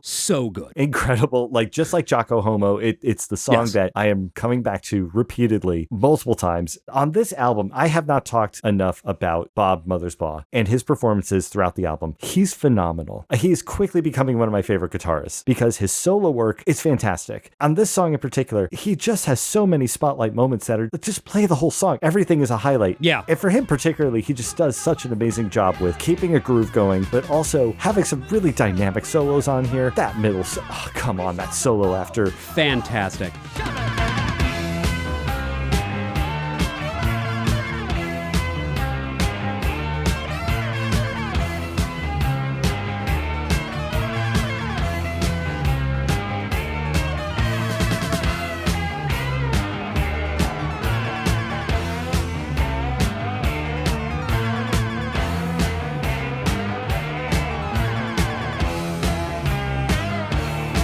And I love a song that has multiple movements. I am on the record as being a big Jim Steinman fan for this exact reason. Very interesting. Okay. Because if you can take me on a journey and you can have actual discrete, because you don't get that in pop music very often, true discrete movements that each have their own flow and their own way of doing things. So I think Smart Patrol actually has two movements, and then Mr. DNA is effectively the third movement. Because, of course, with Smart Patrol, the first thing is just the doom, doom, doom. But then it goes into that and it sort of accelerates there. That pulls us into Mr. DNA. Now, this is also something that they'd been playing on the road well before they even released Q Are We Not Men, which I think is kind of interesting. Well-worn road favorite. Yep, for sure. It shows up in how everybody gets a turn to have their part here. This is like there's that interchange between Bob Mothersbaugh, Jerry Casale that goes to Mark, back to Bob, goes to Jerry, goes to Mark. Like clear signs that this is like another band song. Like if Jocko Homo wasn't their song, this would be their song. Yeah. They have to play this live all the time. Because I mean, it's just like, it's the sound of a band that is so confident about themselves. And it goes into the performance. Yeah. I mean, that performance is a great way of putting it, right? It's theatrical. It tells a story. 100%. It's telling the story of a man who has been with the world, but he's grown exhausted with it because, you know, he's just a little spud and he has not yet found his tomato. We get this from Mark, Jerry, and then Bob. They each have had it with the world and they each want to set out as simple spuds and they want to become full potatoes, right? And that makes them the Smart Patrol. But of course, Smart Patrol then who, by the way, they labor every day, work around the clock. They're shoving poles in the holes, which also maybe could be a sexual thing. It probably is. Yeah, Again, probably. This is Devo we're talking about. Yep. They finally come up against their antagonist, Mr. DNA. He's an altruistic pervert.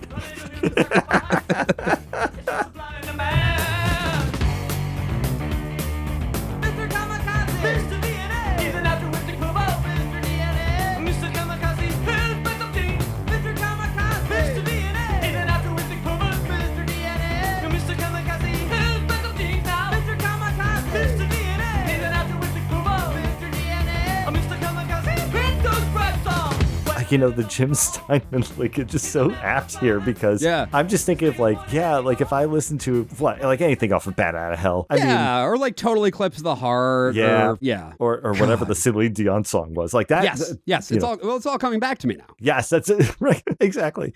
Yep. That's so well put. I think part of it too that helps sell it is just the overall energy. And Alan Myers, I got to give him credit. Yep. I haven't done that much in this review as well, but he deserves a lot of credit here because that is a hard thing to pull off when you're not doing any sort of supporting hi-hats or things that are off rhythm to kind of support the main rhythm. And he's just doing like bass, snare, bass snare. It's not showy, but it keeps it going. And he's perfect. Human metronome. Like, this is the metronome song. And he nails it 100%. And he gets that moment to really show off with Mr. DNA. My favorite part is that second part of Smart Patrol, where it's like Bob is strumming it to the rhythm really hard. You've got the drums doing that really basic rhythm, and everything is just moving together as a single unit forward. It's just like this really unifying sound. Yeah. Almost, it's a march. It is a march for sure. And which is interesting too, obviously, because we had a march at the beginning, or toward the beginning, I should say. Yes, for sure. A reinforcement of that march. Yeah. And interesting too that I think, I'm going to get this detail wrong because I don't have the notes in front of me for this, but I do believe that an original name of the song was something having to do with proles, the proletariat, if you will, which, the workers, again, going back to that labor idea. Which is also reinforced by the costumes that they wear, right? With this part, which is, we see that in the video. It's the weird, like, clown faces that they have with the hats and the blue jumpsuits, right? Yeah, for sure. That's actually probably where I think you could see a pattern forming with their most, for lack of a better word, successful songs. Mm-hmm. They're the ones that reflect themselves the most. Yeah. Well, because, like, what is Devo in this situation? Looking just at the lyrics here, when they come up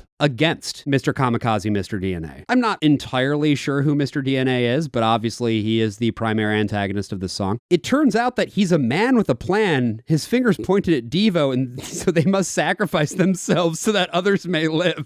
So they've finally been given a reason to live, right? Up until this point, there have been so many things. They don't know what to do, right? They are filled with anxiety. They are filled with a desire to clock out and move on, I guess. They are tired of being blockheads. Their brains are swelling and itchy, etc. And they want to get out of Ohio. But in order to get out of Ohio, they have to confront Mr. DNA. And the thing that gives them their reason, their raison d'etre, right, is that they must sacrifice themselves so that others may live. It's very silly, but it's very fun. And it, like, I do think that there is storytelling here that is being like, oh, who is Devo? Devo takes the blows. They take the blows so that you don't have to. As we all continue to devolve, Devo is going to be on the front lines, making sure that the perverts who stand in your way and try to keep you from devolving further, they will be unable to do so because of the heroism of Devo. And I think that is also what makes Devo fans so fanatical about their devotion. They call them devotees for a reason. And I am one, so I would know.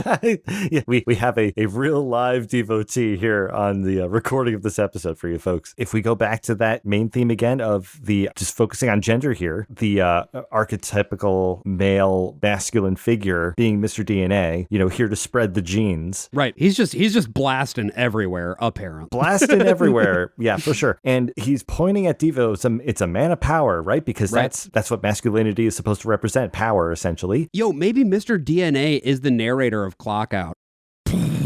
Oh, now I gotta listen to that song again. Actually, kind of makes sense that Jerry would be the one singing it. He kind of has that straight man vocal tone. Yeah. Oh man, we've got to re-review this album now. Jeez, come on. I just want to say the last line of the song is my favorite. This monkey wants a word with you. Yeah. Because it's like, even though he's this altruistic pervert, this big masculine figure, he's still a monkey. Yeah, and we're all monkeys. We know this from Jocko Homo. They say we all lost our tails. I say that's just wind and sails. Yeah, fantastic. One last thing about the song before we get into Red Eye, which is the last song of the album. I was actually really surprised that a song like this wasn't towards the front. I had a similar feeling about Jocko Homo, but Jocko Homo kind of made sense in its placement, sort of finishing off that first side of Q, Are We Not Men? But here with Smart Patrol, where we've got a song that's actually like a real rallying cry, I'm actually surprised that it's towards the end. At the same time, I'm also just, as we get this realization that, yeah, Mr. DNA could have easily been the guy who sings Clock Out. There could be like this interesting reinterpretation of the entire album once we get to this point and really consider what's being said here. Because like you said, there's a mini story happening here, and really expanding into that gives a lot of context to the rest of the songs on this album. Yeah. So interesting that it ends up near the end. And so, man, that's kind of crazy that Red Eye shows up and doesn't really do much to kind of add to that, huh? Yeah, I don't know why this song is this album. I'm sorry. This song is about it doesn't do anything for me at all. I think it's the only song on this album that I'm just like, what is this? Sorry. I don't disagree. At the same time, I really like the energy here. It's the same. And you know what it is? It's very superficial. It's the fact that it sounds like Q Are We Not Men. It's the same kind of frenetic pace. Yeah. And that's what I like about it. And I love the chorus, you know, gone, gone, gone on the Red Light Express. But all we're talking about is sugar addiction. Like, really? It's a bit plain about it, too. Yeah. This is just a song about caffeine, I guess. Yeah, I mean, I've got the lyric here. Something's flattening my cola. Something's wrong with my brew. Something's rotten in Idaho, and I don't know what to do. Not sure what the Idaho thing is, other than maybe another Spud reference. It could be a Spud reference. That's what I was thinking, too. But yeah, no. In fact, I'm going to say the only thing that gives me something of interest to the song is that, I don't know, when we get to the end, it's just Red Eye Express, Red Eye Express, Red Eye Express. It reminded me of something really funny. And Josh, I have to ask you about your podcast real quick. Have you ever covered Starlight Express? No. We are a firmly anti-Andrew Lloyd Webber show, editorially speaking. Yeah, that is a very, what's the word? That is a very noble act of you, sir. There is a possibility we could do it at some point. I mean, there's the production on the West End right now, and there's a shot it could come over. The Sunset Boulevard is doing very well on Broadway right now, so there might be more appetite. And I guess if it comes over, maybe we'll talk about it. I don't know. All right, well, I'll just say this. This is exactly what I thought of when I heard the song, and I'm going to play the whole joke for you, Josh. I'm going to cut it up for the audience, but yeah, here, enjoy this little snippet. Starlight Express, Starlight Express, Starlight Express, Starlight Express, Starlight Express, Starlight Express, Starlight Express, Starlight Express, Starlight Express, Starlight Express, Starlight Express, Starlight Express, Starlight Express, Starlight Express, Starlight Express. When Family Guy hits, it really hits. It's the throwing of the helmet. It gets me every time. It's so good. That is, I heard that and I'm thinking, wait a sec. When did Starlight Express come out? I'm like, no, Starlight Express was afterwards. So no, there's no relation. There can't be. It's also, to be very clear, there is no song in Starlight Express where they yell Starlight Express over and over again and then throw their helmets down on the floor. No, not really. It'd probably be better if it was that way, if I'm being honest, but you know. Absolutely, for sure. And that's it. That ends off the album. Random way to end it, for sure, I think. Yeah, Mr. DNA would have been a much, much better ending. I think so too, yeah. We don't really get the wrap up, if you will. But I mean, I thought Shrivel Up was a really good way to end off the previous one. Hard to follow that. And so, all right, whatever. I agree with you. Mr. DNA's an ending. Yeah, I'd be happy with that too. We talked about the album cover a little bit on the previous review. We're going to do that here too. And I want to start off with the US album cover, which I find particularly interesting. I actually really like this cover for a couple of reasons. The first is the barcodes everywhere, which again, the focus on labor, on product. Wasn't the UPC a pretty new thing at that point too?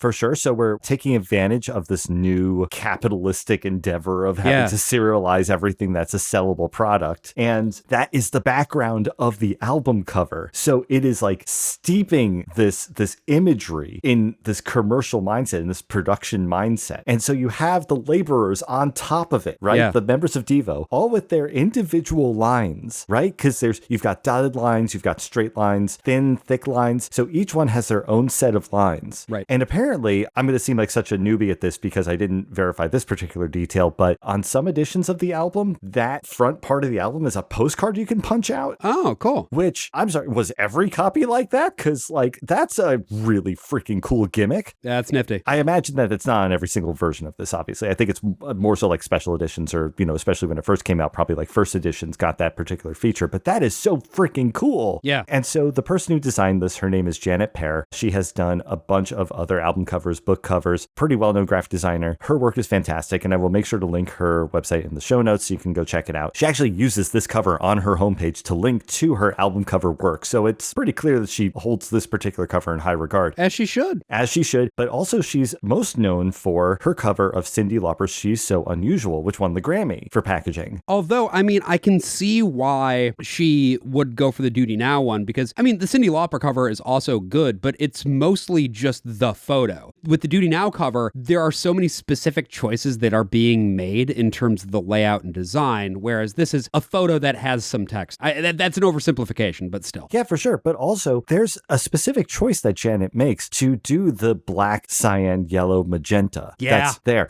Like that's the printing process. Exactly. Yeah. She knows the printing process. She knows the CMYK. As a graphic designer, I was like... Was that the moment that Janet Purr gave you a surprise? That was my Yahoo moment, if you will. Yeah, legitimate for sure. So that's with the US cover. Now, when we look at the international release that was done by Virgin, they have this motif, which is named affectionately by the fan base as Science Boy. Right. And Science Boy is on the breast pockets of the jumpsuits from this era as well. This iconography where there's like a guy who is standing and looking off the side, and then you've got like a little, I guess, atom next to him, and then also a beaker or a test tube or whatever you call those. I'm not a scientist. Well, just picture like the science films of the 50s, which in the late 70s would have been retro at the time. And how fitting that they would use that as their own. I mean, if you look at like the anthem that starts off the album, or there's a music video that came out for the anthem, I think, where they were just like, standing there and like saluting pose. This is very retro feel. I think there's a lot of retro elements as well in the album that we didn't really get to, but that shows up a lot in Devo's music, really. Yeah. So very fitting. I think part of it is that they are reckoning with the generation that they grew up being parented by. And this is not at all uncommon. Obviously, this is something that happens with art always, where it's like, what have my parents done to me? But I think that's a big piece of this. Yeah, that's absolutely true. I totally agree with that for sure. I mean, the way that we're seeing like the 1980s and a lot of the aesthetics now going into 90s, early 90s at least. Y2K too. Yes. There's quite a bit of that now. Now, I don't really have much to say about the reception of this album. It did do relatively well in terms of chart performance, but nothing really extraordinary. In general terms, it seems to be that the critical thought is the sophomore slump. I mean...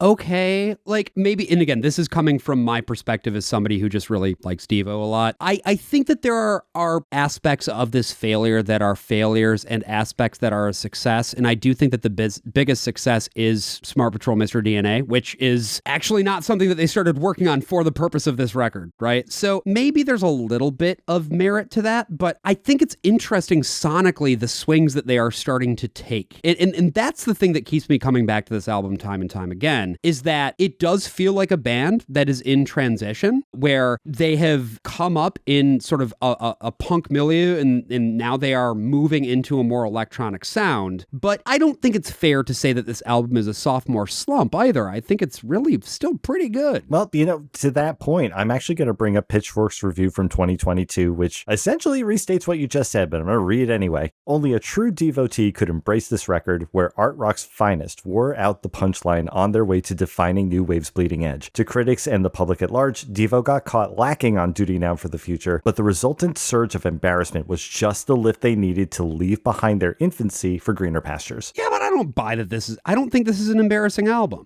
There have been sophomore albums where I've been like, yo, what was that? This is not one of them. Well, the only credence I'm willing to give to this kind of statement is compare it to their debut, which sure, I would say, okay, fine, because the debut was consistent. It was anthemic at times, but it did have a really interesting central thesis, but kind of broad. And also they didn't really get into the specifics of what are we supposed to do with this de-evolution? It was just, right, here it is, and introducing people to the concept. And then, okay, maybe a proper follow-up would have been more prescriptive. What do we do with this? And how are we supposed to deal with this? What are the actions we need to take to address it? And instead, we're kind of getting more of, this is what's happening in this environment, and not really saying much about what to do about it. And then there's songs like Red Eye, which is like, I have no idea what this is even doing here. But sure, Red Eye isn't the entire album. And I think too that if you look at the album as a whole, it is remarkably coherent in a way that is often not the case with sophomore albums. And I think you even said it, like, this is in some ways more thematically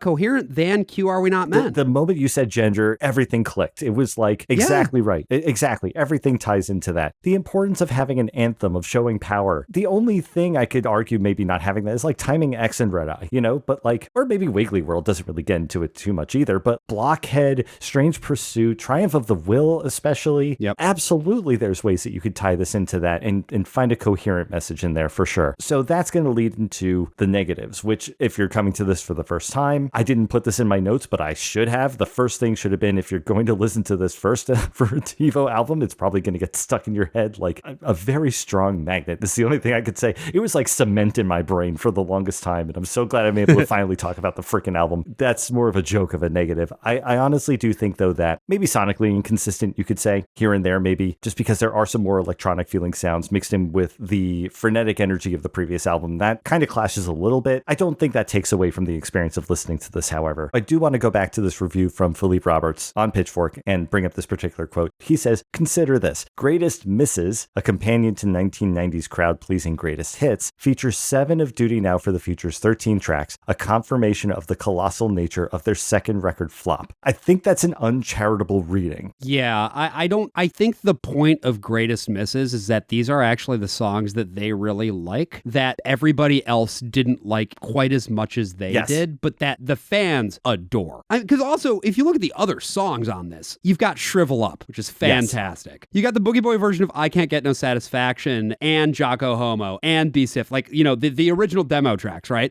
You've got Penetration to the Centerfold. You've got Speed Racer off of Oh No It's Devo, which is a song that is so good. It's just like, I don't know. I just think that maybe this motherfucker doesn't understand Devo. Philippe Roberts, if that is your real name. The part they missed about why it's called Greatest Misses is that Devo took the shot, and they missed. Yeah. But Devo took the shot. That's the point. They took the shot. On some of the songs, they don't take the shot. That's why they're not on here. Right. So yes, you're absolutely right. It's missing the point. It's not a flop in terms of, you know, pop music or rock music. It's a flop in terms of their own expectations. Yeah, because sometimes, I mean, I feel this way about my show, right? We will do episodes and I will listen to them and I'll be like, we were cooking, man. We were really, really cooking. And then the actual like numbers that we see in terms of like downloads or like people who were willing to subscribe to us on Patreon or whatever after listening are sometimes a lot lower than I was hoping for. But if I had to compile some greatest misses for the worst of all possible worlds, I absolutely could do so. Oh, for sure. For any artistic output. And then I would also have some episodes that I would just prefer to,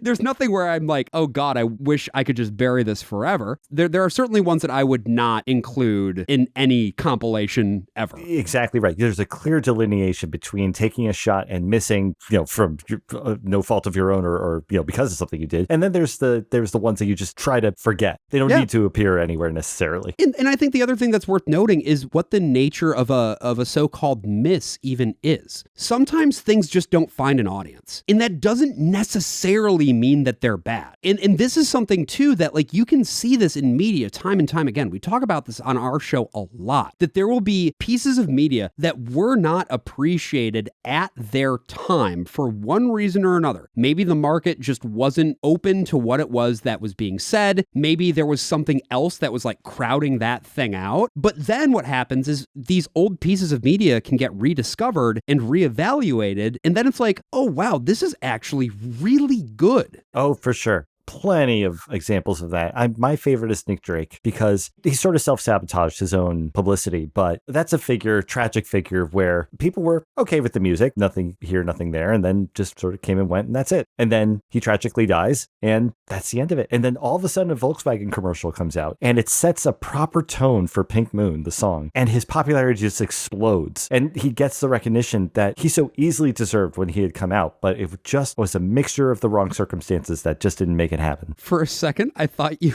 were talking about Nick Drake. For a second, I thought you were talking about the rapper Drake. And I was like, let's see where he goes with this. I don't know. Okay, wait, let him cook. Hold on. Let him cook.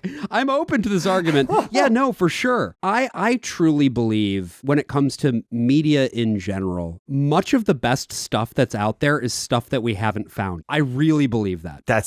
I could do a whole episode on that, Josh. It's such a good point, for sure. There's so many things I could bring up for that. It's just a matter of researching it all. But no, I can absolutely agree with that for sure. I will say though, just in the terms of this album, going back into the negatives, I'm going to put this out there. I want to see how you feel about this. I don't think the lyrics are necessarily bad, but I do think there's immaturity. I don't want to take away from how the album relates or how the lyrics of the album relate to this core concept that we were talking about with like masculinity. Yeah. I think there's an argument to be made that especially when we get to the more sexual aspects, things aren't necessarily phrased in very poignant ways. Yeah. Well, and I think we were sort of alluding to that like it's the fine line between writing something so that people understand what it is that you're trying to say versus being overly didactic about about it. But when you play things so very, very close to the chest, it becomes difficult to differentiate those two things from each other. Mm-hmm. Yeah, certainly shows up in like I said, the sexual aspects, I think, is where it really shows up more so in the Triumph of the Will again. Yeah. Females, and they claim the opposite when they say they want something.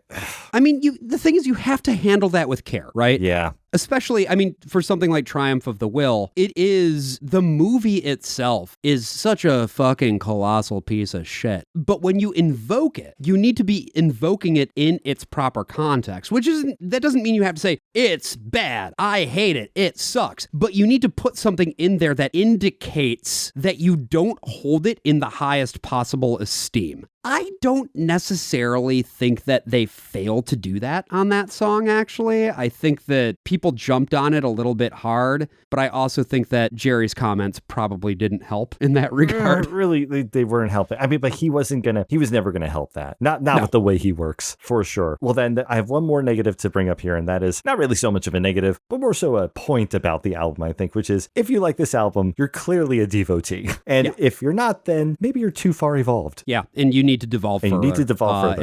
And we can help you with Yeah, that. absolutely. In fact, I'd say if you want to continue devolving further, go listen to the next album. Let's go to further listening. Obviously, freedom of choice comes after this one. Yeah, keep going down the discography. This is next. But outside of their discography, you had mentioned this before, Josh. I'm going to put it here again. Mirrored by Battles. Had you listened to that before, or did you listen to it when I mentioned it the last time I have around? been a fan of Battles from the very beginning. Yeah, great album. Great band, great album. Would recommend to anyone. 100%. Tiande Braxton, when he was in there for that one album, magic. Absolute magic. Although, hey, listen, as a guy who loves typography, I really appreciate a song called Futura on the second album. And it's a banging song, too. That is a fantastic song. One last piece of further listening, and then, Josh, I'll take it over to you in case you have anything. So this is not so much further listening, maybe further viewing, further reading. It's a book, Mark Mothersbaugh, Myopia. It's edited by Adam Lerner with a foreword by Wes Anderson. And it's essentially a book about Mark's visual art. And there's some really fascinating stuff in here that relates to his personal struggles, being legally blind, having myopia and bad astigmatism, which led to the aesthetic with the glasses that took over the entire band with the goggles and whatnot. Always very interesting eyewear that he had on, but it goes into his paintings, into the drawings, into the notebooks, and photography of course, the Devo years, essentially how that influenced his visual art going forward. Some really interesting stuff in here. I'm actually looking right now at images from the original exhibition, which I guess was at NYU in 2017, and now I'm kicking myself for not seeing this. I wish I had known about this sooner as well, because I absolutely would have got this. Was in my wheelhouse. This is the stuff that I live for. And really quirky, really gross, but also really well drawn pieces of art in here. Fantastic stuff. There's some collage work that he does that I'm really a fan of. It's really fascinating. I really recommend people check this out, because as a musician, you really do get a sense of what he is like by listening to the off-kilter melodies that he tends to throw in when it gets to his score work, especially. But his visual art, it's undeniably him. It's like his music in visual art form. It's really fascinating. And what about you, Josh? Any further listening? I would say one to check out, both to compare and contrast, is Oingo Boingo's Only a Lad, which would come out in 1981, and I think deals with a lot of the same stuff that this album deals with in a slightly different way, both lyrically and sonically. But I think these two albums are very much in conversation with each other, as is Devo's subsequent album, Freedom of Choice. I mean, I'm also a big Oingo Boingo fan, so I would recommend that one as well. Also has a song on it called Capitalism. Yeah, and I don't know, I'm still not sure about how Danny Elfman circa 1981 actually felt about capitalism from that song, but it's a banger of a song either way. Well, that's fantastic. All right, so we're going to finish up the review here, and I want to answer a question in case people are curious now that we're at the end of the second album. Is Jeff a devotee? Am I a spud? I've had that question I was going to ask you that. I had that question on the back of my mind this entire time. I'll say that I can't say that I'm fully in the ground, but I have roots. Yeah. You know, I would say there's a plant growing for sure. Okay. I'd say some further exposure might help to bear more fruit. Sure. What you're saying is you are in fact just a spud boy looking for a real tomato. Yes. That's a good way to phrase it. That's good progress. Well, but the thing is, I've been handed some good tomatoes to start with. Again, the debut, I think the moments on here, the fact that I'm so relieved that I can let this album leave my head finally. Yeah. Absolutely. It's been a fantastic journey so far. I am really curious to see where this goes from here, especially because I know Freedom of Choice is going to have the most popular song of DEVO's catalog. Yeah. And I'm sure there's probably going to be some interesting conversations about that. And I'm going to admit something to you, Josh. I have done the work of avoiding Whip It for months. Really? Because I haven't heard it like by itself or in a compilation or like in an overhead store music, whatever. I haven't heard it in years, and I have actively tried to stay away from it because I know that song, the popularity that it's had, the one-hit wonder nature of it, or that whole conversation, which I think is absolute bullcrap when it comes to DEVO anyway. But I stayed away from it. I did not want that song tainting my impression of the entire corpora of this band. So now that we're finally getting into it, I finally get to hear it in its proper context, and I'm really looking forward to that. Well, before we go, Josh, tell the lovely people out there where they can hear more of you. Well, if you want to hear more of me, you can listen to The Worst of All Possible Worlds. This is a podcast that I co-host every week with my friends Brian and AJ. We talk about media, we talk about media narratives, and every week it's a different piece of media, just sort of unpacking what that piece of media is all about, both the narratives that are pretty clear and those that you might have missed. We have a particular interest in reactionary narratives, particularly in evangelical Christianity. And we also, it's not all doom and gloom and serious either. We like to have a lot of fun. And I guess the next couple episodes are going to kind of be some doom and gloom because we're talking about The Last of Us Part 2, which is a very grim, dark kind of game. But yeah, we like to have fun too. If you enjoy this show, I think you would also really enjoy our show. So go check us out. Our website is worstpossible.world. And if you want more of me, my website is joshboerman.com. I'm also on Bluesky at bosh.worstpossible.world. Fantastic. Thank you so much, Josh. And you're looking forward to that next album too, right? Oh, yeah. How could I not be? Well, that is our review of Duty Now for the Future by DEVO. We hope you enjoyed this conversation, and if so, like the video and subscribe to the channel to check out more of our reviews and discussions. We're always interested in hearing what you have to say about the albums we review, so join the discussion in the comments or send us your take on this album to feedback@lofidelity.info. Next time on the show, we are going to analyze and review Freedom of Choice by DEVO. Until then, thank you for listening to Low Fidelity, and we'll see you again in the next episode.